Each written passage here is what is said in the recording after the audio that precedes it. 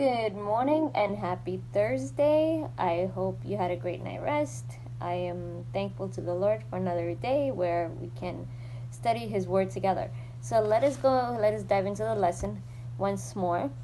And our subtitle for today is The Law and the Rest of the Old Testament.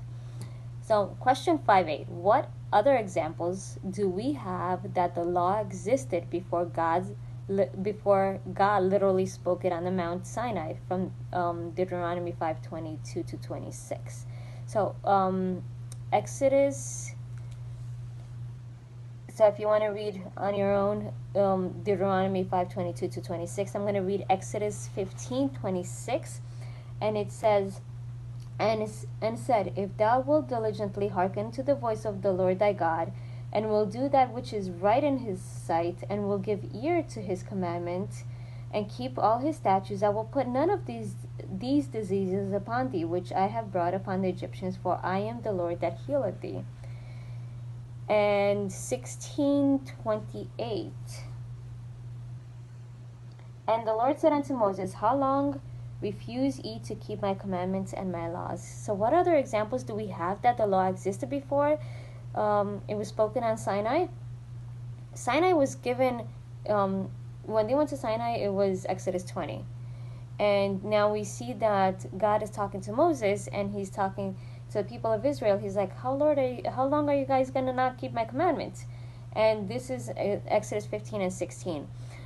The note under the key text, actually under the question, it says, every week during their long sojourn in the wilderness, the Israelites witnessed a threefold miracle designed to impress their minds with the sacredness of the Sabbath. A double quantity of manna fell on the Sabbath on the sixth day. So the first miracle. So a double quantity fell on the sixth day, none on the seventh, and the portion needed for the Sabbath was preserved sweet and pure when it were kept, and when, if any were kept over at any other time, became unfit for use. So in the circumstances connected with the giving of the manna, we have a conclusive evidence that the Sabbath was not instituted, as many claim, when the law was given at Sinai. Before the Israelites came to Sinai, they understood the Sabbath to be obligatory upon them, in being obliged to gather every Friday a double portion of manna in preparation of the Sabbath. When none would fall, the sacred nature of the day of rest was When none would fall, the sacred nature of the day of rest was continually impressed upon them. And when some of the people went out on the Sabbath to gather manna, the Lord asked, how long refuse ye to keep my commandments and my laws? Patriarchs and Prophets, page 296 and 297.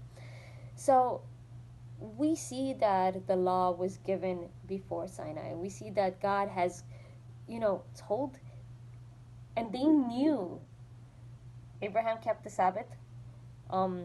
Isaac and Jacob kept the Sabbath, and the Patriarchs and Prophets kept the Sabbath.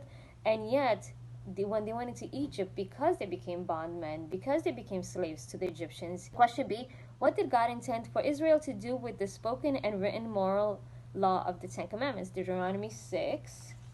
Now these are the commandments, the statutes, and the judgments which the Lord your God commanded to teach you, that ye might do them in the land whither you go to possess it, that thou mightest fear the Lord thy God, to keep all his statutes and his commandments, which I command thee, thou and thy son and thy son's son, on all the days of thy life, and that thy days may be prolonged. Hear therefore, O Israel, and observe to do it, that it may be well with thee, and that ye may increase mightily, as the Lord God of thy fathers had promised thee, in the land that floweth with milk and honey.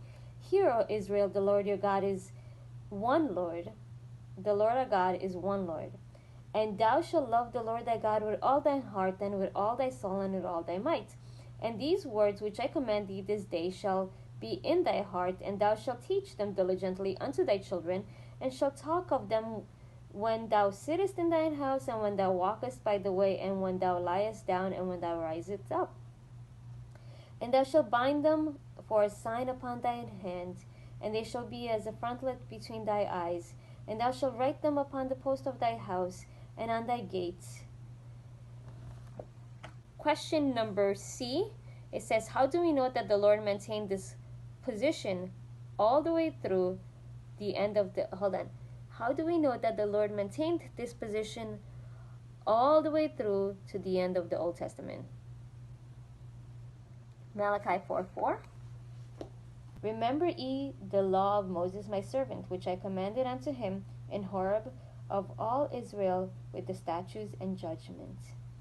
So Malachi is the last book of the Old Testament. And what did God say? Remember the law of Moses my servant, which I commanded unto him in Horeb for all Israel with my statutes and judgments.